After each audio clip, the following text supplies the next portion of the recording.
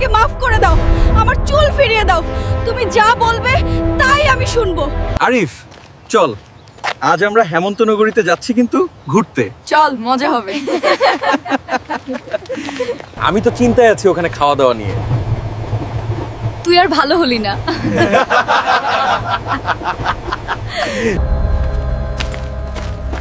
তোমরা এখান থেকে বের হও, এই এলাকা ভালো না।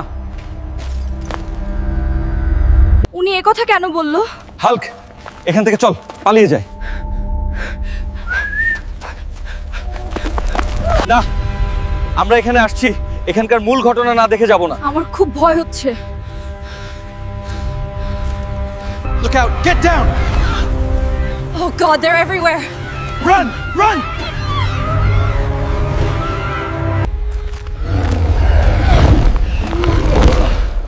এই জায়গা থেকে চল, এই জায়গা ভালো না। যেভাবেই হোক আরিফকে আমার খুঁজে বের করে নিয়ে আসতেই হবে। আমার খুব খারাপ লাগছে।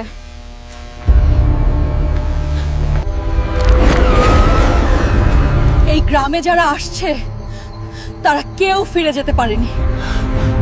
কত বড় সাহস!